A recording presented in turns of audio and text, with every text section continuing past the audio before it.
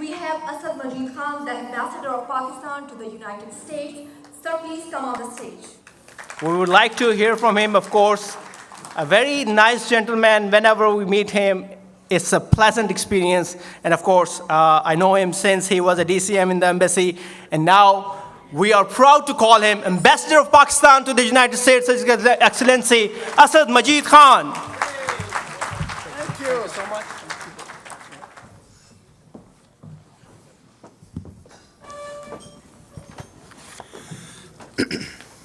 Honorable Governor, Mrs. Parveen Sarwar, Sajid, Tarar Saab, Jasdeep Singh Saab, Secretary of State Robin Smith, Attorney General, thank you very much for finally making us feel that COVID is behind us. Today, when I walked into this hall, I felt like getting into a new world.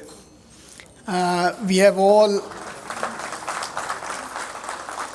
So, Governor Saab, your visit is auspicious because this is actually my first public gathering and event in the DMV area in the last almost year and a half. So it is thanks to the governor's presence that we are all able to come together as Muslims of America, as Pakistani Americans, as South Asian Americans.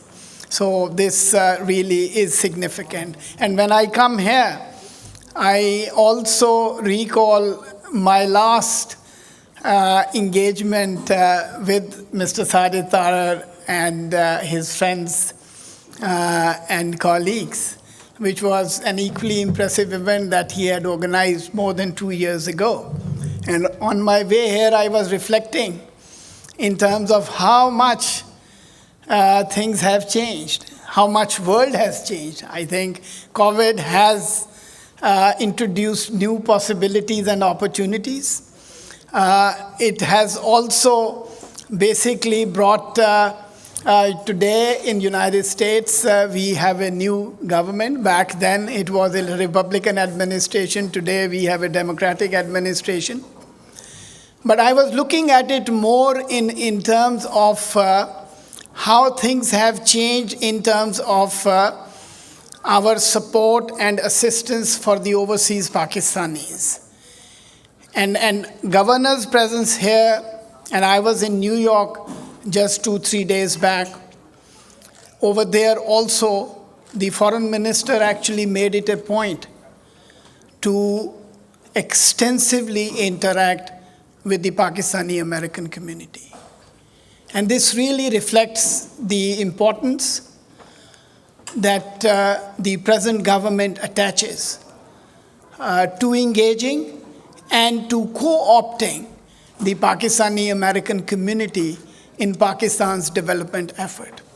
I was also wondering and reflecting on how much we have changed in terms of providing services and facilities to the overseas Pakistanis, which is again, I think, a part of the promise that the government has made in providing a transparent, efficient, and accountable government.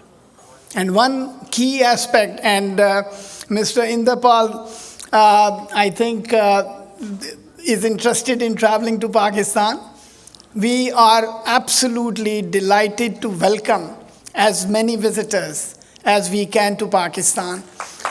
And to facilitate that, we have completely liberalized. It's not just for the Sikh community interested in traveling to Pakistan for religious reasons. It is basically visas have been liberalized for Americans. Visas have been liberalized for almost the entire world, and you don't really even have to come to the embassy to get those visas. You can basically get visas from the comfort of your home. And that actually reflects the broad digitization that the government has undertaken across the board. It's not just visas, it's even passports. We have now also introduced this option of you being able to obtain succession certificates without having to go to Pakistan. And I know that property disputes were a major issue and concern for many overseas Pakistanis. And even for that, in Punjab in particular, the entire land record system has been digitized. And we are in the process of setting up that facility in the embassies, both under the NADRA auspices and directly in coordination with the provincial governments also. So the whole system of consular facilitation has been revolutionized. On the bilateral relationship front, I am happy to report to you that under the new administration, we have started our process of engagements over the last several weeks. Practically every important member of Biden cabinet has spoken to our leadership, both on the civil side and the military side.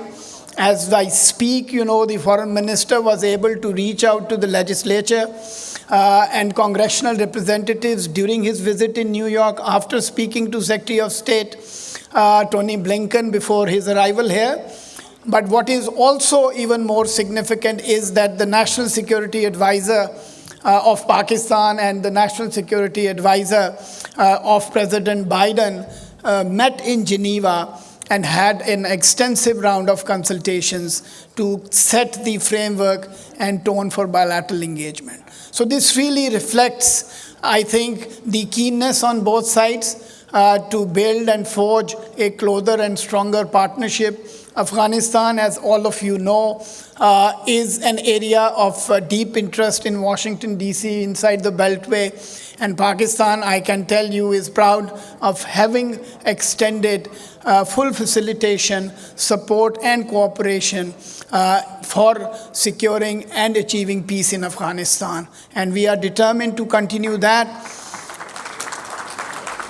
I know you are here to listen from the governor, our distinguished chief guest for tonight.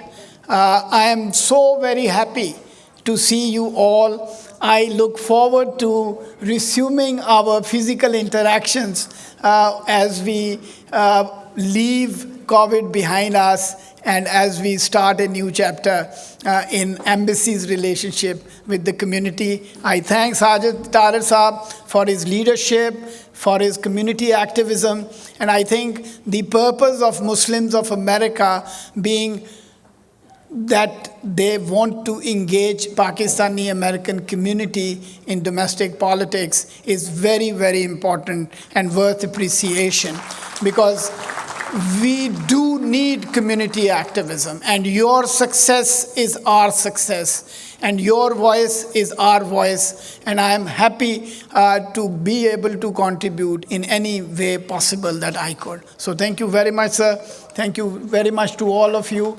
And I thank the governor. He's on a very extensive and hectic trip throughout the United States. And I think by the time he finishes his stay in the United States, he would know more Pakistani Americans than I do know as ambassador of Pakistan here. So thank you very much.